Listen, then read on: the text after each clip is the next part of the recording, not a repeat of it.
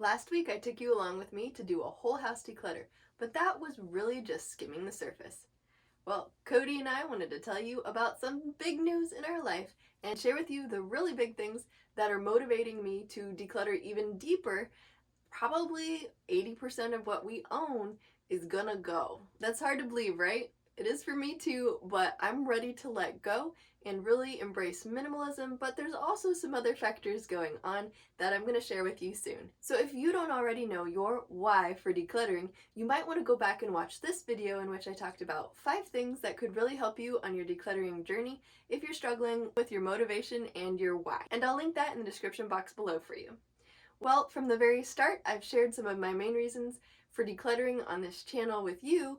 However, there's a really big detail that I have been kind of keeping from you because things were kind of up in the air. So if you're new to this channel, first let me recap the things that I've already shared, then I'll go a little bit deeper into the main motivating factor for a deep dive declutter that I'm going to be doing this month. Well, I've always talked about reducing overwhelm. As a homemaker, I was really struggling. I felt like I wasn't doing a good job because of the mess around me, and I was failing at organizing. So that's when I started decluttering. And about a year later, I heard about minimalism and kind of looked into that topic a little bit more, and really just found that trying to apply minimalist principles was helping me in a lot of ways.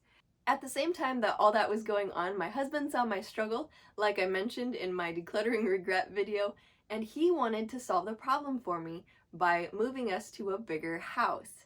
That way we'd have places to shove all our stuff, right? But it sounded like a lot of stress, so I shared with you how determined I was to stay in this house and make it work for us by just decluttering. And it really has worked very well. And decluttering has really made us love our spaces so much more. They're so much more functional. So much so that even when we found out about baby number 3, I was still resistant to the idea of moving to a bigger house.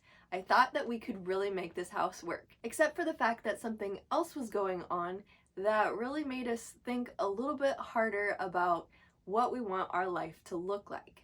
We definitely want minimalism and simplistic living. That just makes things run a lot smoother for us. But as you probably know personally as well, the pandemic has affected a lot of our lives in a lot of different ways. So firstly, we lost our babysitter.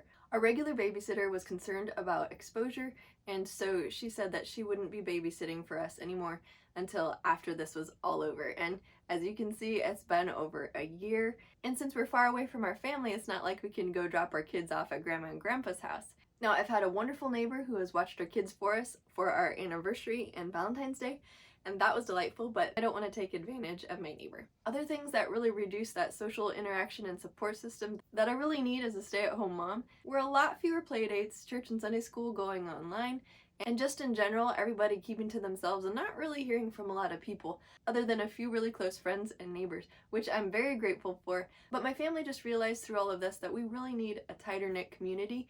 Now, my husband grew up overseas and they didn't really have family to support them either. It's doable, especially if you're a military family like I grew up. You can survive without being close to family. And that's what I thought we would be doing. I thought we would be staying in this house forever. But my husband talked about how he would really love for our kids to have the experience of growing up near family like he never had because he grew up overseas as a missionary kid.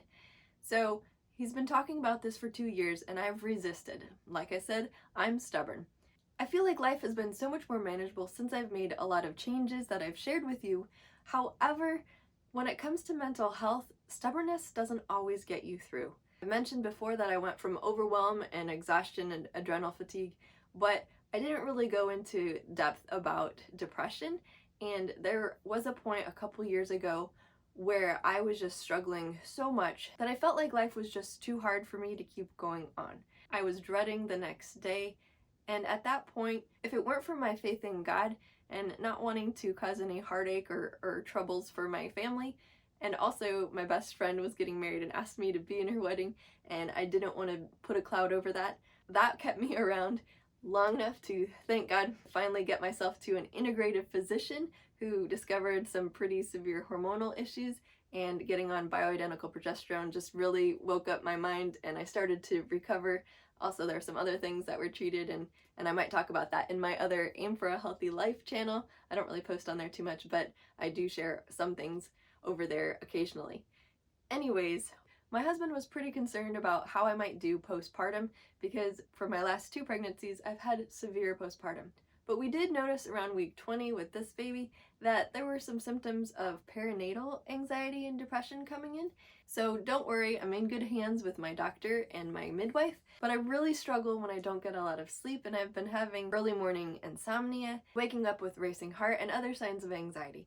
So that really sealed the deal in our minds that we need to be in a really close and supportive community. So on our last visit to see our family, we got in contact with a realtor. I just looked at my husband and I said, you know, I really haven't wanted to move because of all the stress that it might be, but I just feel like this is supposed to be home with this small town community. We kept running into old college friends, and this is actually the area that my husband and I met each other in, that my best friend Lauren, that I've introduced you to, also lives actually 10 minutes away from the small town. So a lot of our college friends have started their families around the area, and we actually used to live in this area up until my son was 1 and we started moving for my husband's job. So I just told my husband, I think you're right.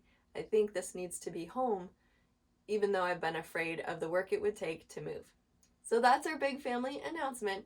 I love this house. I love this room, which I just did for my daughter, but we just feel a lot of peace and confirmation that we're supposed to be near family. Another thing that kind of turned my heart towards moving back home was that my grandpa passed away a few years ago, and right now it's just my 2 single grandmothers that are living in that area. And I really want to be there as they age and also spend more time with extended family. So just realizing how precious family is and how fleeting life is, I want to be there to invest in those relationships and also have my children get to know their great grandmas even more. So the reason I haven't shared these thoughts about moving with you before is that nothing was certain until recently, as we really only felt called to be in this small town. And housing there is really hard to come by. Homes go really fast, kind of by word of mouth. Well, in an upcoming video, I'll share with you how God worked that out for us. We do have a home, and that's going to be finalized here soon as we're putting this house on the market. So there's a lot of exciting things that are happening, and I can't wait to tell you more and show you in the future. But it will be sad to be leaving this home. And the friends nearby, you know, Lisa's only an hour something away, and that will be sad to not be able to just go make a trip and see her, or her come here whenever we feel like it.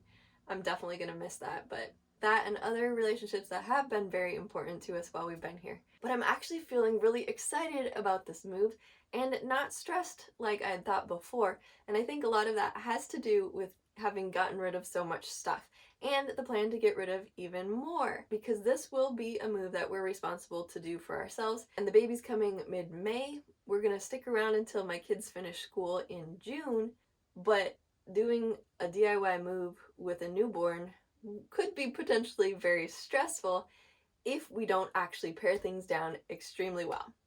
So that's what's coming up. Stay tuned, stick around, subscribe, and hit the notification bell for all of the updates that are coming. In my decluttering journey, it's not going to just stop here, even though we're getting rid of a lot. I'll tell you more about that later, but definitely more cool changes and creativity are going to be coming, even with baby. I look forward to telling you about our house hunting experience and how that affected my mindset about decluttering. And I think you'll really like hearing about the small town that I'm moving to, because it's a really entrepreneurial place, and I'm very excited about that as well. Maybe not this season of my life, but I have a lot of creative ideas. So I'm excited to be headed for a place that could really be a great spot for just brewing those entrepreneurial ideas. Lauren and I have been talking about some fun ideas that we could do together in the future. I don't know how far down the road it will be, but I'm very excited for how this is really going to benefit my family. And I think the things I'll be sharing with you will also be motivational and inspiring. So I post a new video every Friday, and I hope that you'll join me again. And I'll see you next time. Bye.